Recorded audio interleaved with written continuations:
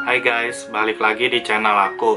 Terima kasih untuk teman-teman yang udah nonton di series aku tentang paspor.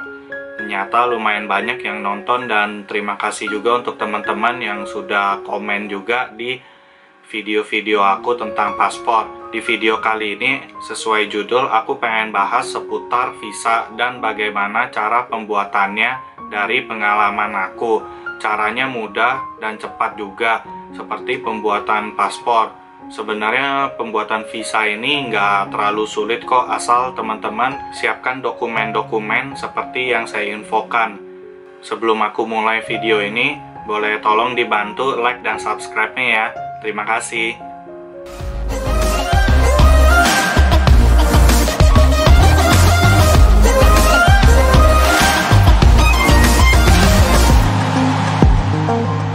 Jadi yang sering ditanyakan yaitu apa itu visa? Lalu kenapa kita sudah ada paspor tapi butuh lagi visa? Jadi aku infokan secara singkat, visa itu sebetulnya sebagai surat izin tambahan selain paspor. Jadi negara kita Indonesia ini belum kerjasama dengan negara tersebut. Jadi negara tersebut itu butuh visa. Tapi sebetulnya di paspor kita ini sudah banyak yang bebas visa. Teman-teman bisa cek di website imigrasi ini untuk info lebih lanjut tentang negara di mana kita bebas visa. Lalu untuk pembuatan visa di Jakarta sebetulnya lebih mudah. Sekarang tinggal lewat website VFS Global. Jadi teman-teman tinggal registrasi di sana dan tinggal isi janji temu. Untuk detail tentang pembuatan VFS Global ini akan aku share di video berikutnya. Karena kalau dijelaskan di sini nanti akan terlalu kepanjangan videonya.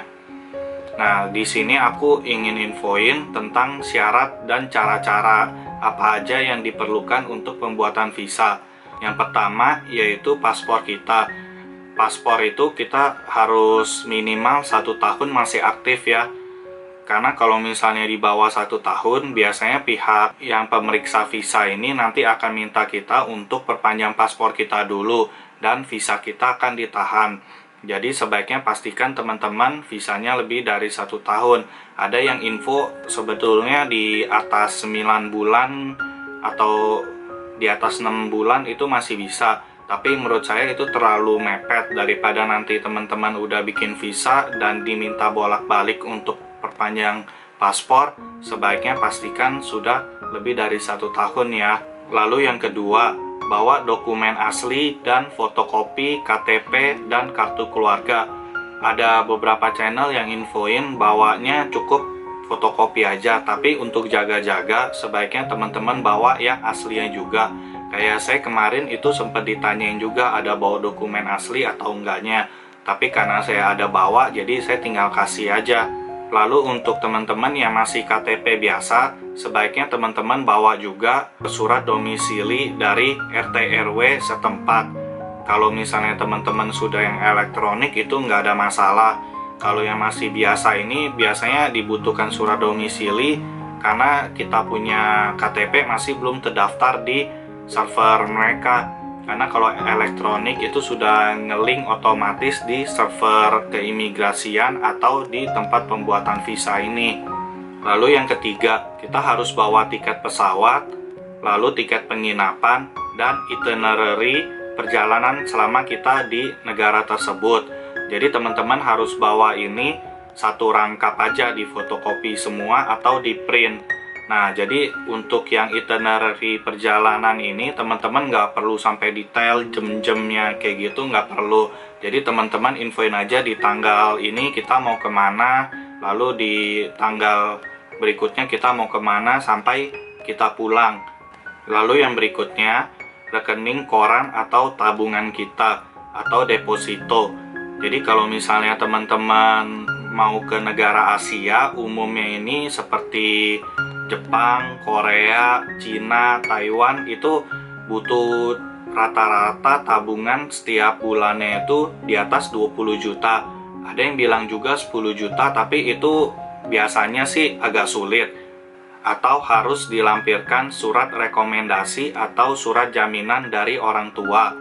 Lalu untuk negara-negara seperti Amerika, Australia, Eropa, itu rata-rata harus 50 juta, itu menurut saya aja. Tapi bisa juga di bawah 50 juta asal melampirkan surat rekomendasi juga atau surat jaminan dari orang tua. Jadi kalau misalnya teman-teman saldonya di bawah itu, teman-teman sebaiknya langsung lampirkan aja surat rekomendasi. Kalau misalnya teman-teman juga untuk liburan dan punya teman di luar negeri itu, teman-teman bisa minta surat rekomendasi dari teman kalian di negara tersebut. Jadi nanti prosesnya jadi lebih cepat dan mudah untuk disetujui.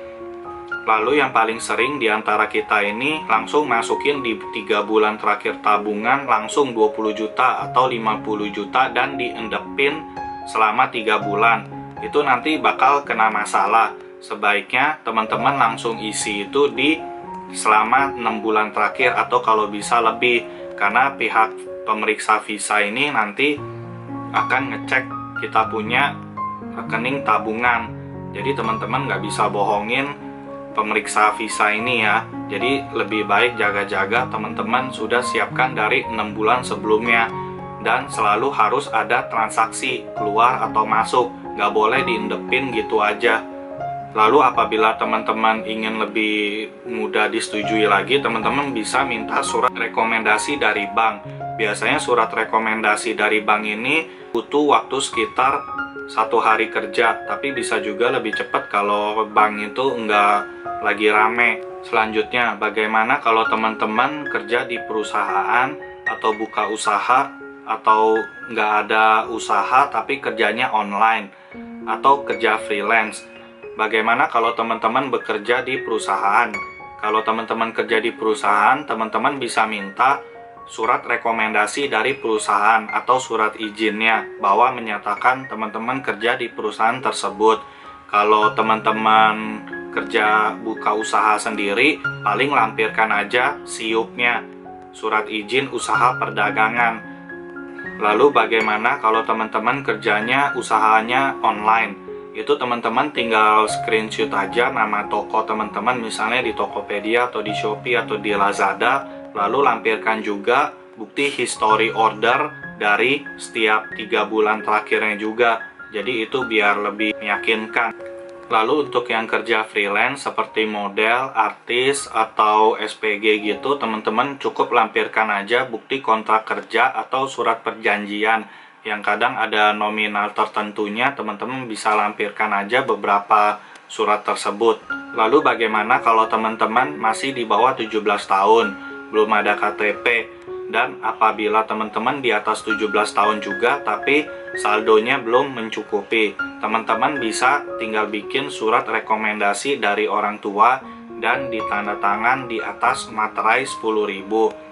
Jadi nanti teman-teman bisa lampirkan juga rekening koran dari orang tua atau surat izin usahanya juga selama 3 bulan terakhir untuk rekening korannya. Lalu setahu saya kalau untuk pembuatan visa ini, untuk yang di bawah 17 tahun harus didampingi oleh orang tua ya.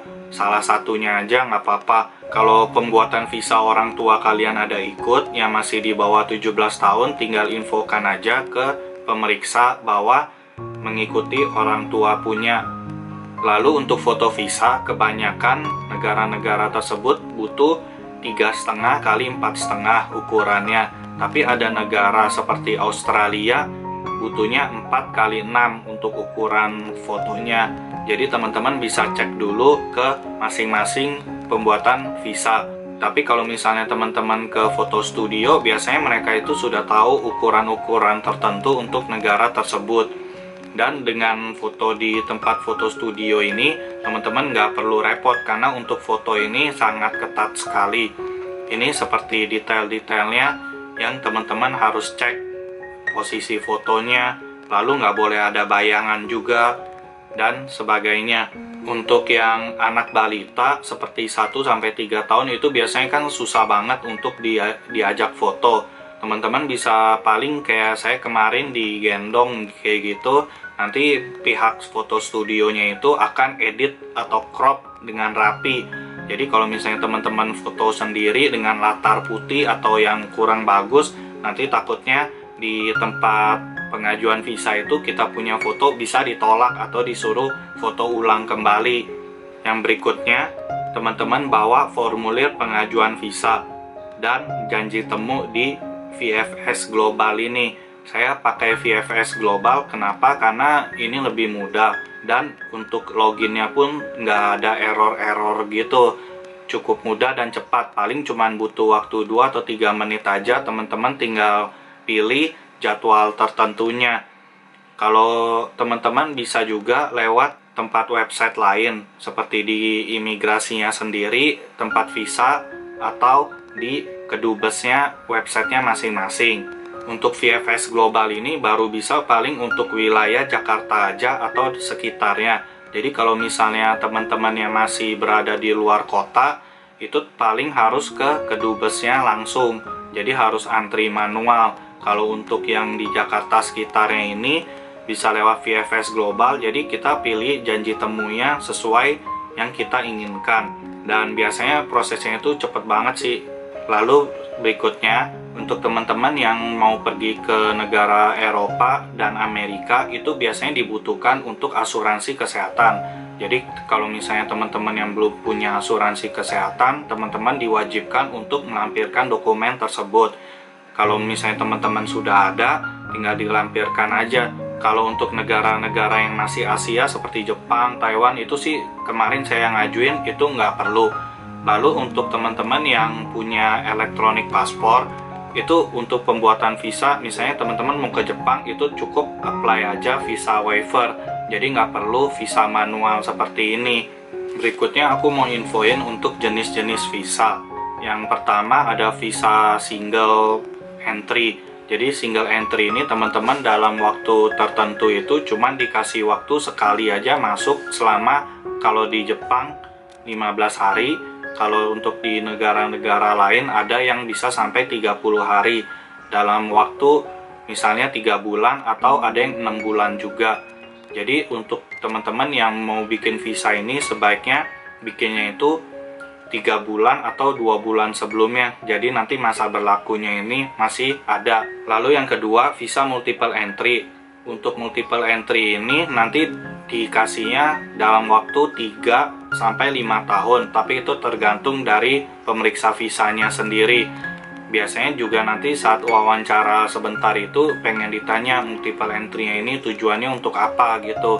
Jadi nanti mereka bisa rekomendasiin teman-teman itu dikasih yang 1 atau 3 atau 5 tahun. Tapi kebanyakan info yang saya baca sekarang multiple entry ini berlakunya 3 sampai 5 tahun. Di multiple entry ini jadi teman-teman bisa masuk beberapa kali tanpa harus seperti di single entry ini. Untuk biaya single entry dan multiple entry untuk masing-masing negara ini berbeda. Jadi teman-teman nanti saat pendaftaran bisa langsung dicek aja berapa yang harus dibayar. Untuk pembuatan visa di VFS Global ini, visanya bisa diantar, tapi kena biaya. Nanti teman-teman tinggal infokan aja mau diantar kemana. Biasanya itu kena sekitar 70.000 sampai 100.000. Walaupun teman-teman masih di satu alamat, nanti tetap akan dikenakan 4 kali ongkirnya. Lalu bagaimana kalau lokasi saya tidak ada kedubes untuk visanya? Kalian bisa ajuin aja ke travel agent yang terpercaya. Jangan pakai calo karena bahaya dan harganya bisa dipatok lebih mahal daripada travel agent. Lalu ini pertanyaan yang sering ditanyakan, yaitu uang visa apakah bisa dikembalikan apabila visa kita ditolak? Jawabannya sudah nggak bisa. Dulu di pertengahan Juli 2019 ada namanya Future Ready Insurance Visa, tapi sekarang sudah nggak berlaku lagi di awal 2020. Kalau teman-teman cek di websitenya sekarang itu cuman asuransi untuk mobil, bangunan, dan lainnya aja. Untuk visa udah nggak ada lagi. Sekian video saya. Kalau teman-teman ada info tambahan seputar bikin visa dan belum saya infokan di video ini, teman-teman bisa klik di kolom komentar biar bisa membantu teman-teman yang lain dalam pembuatan visa. Dan dibantu juga untuk like dan subscribe video ini ya. Terima kasih.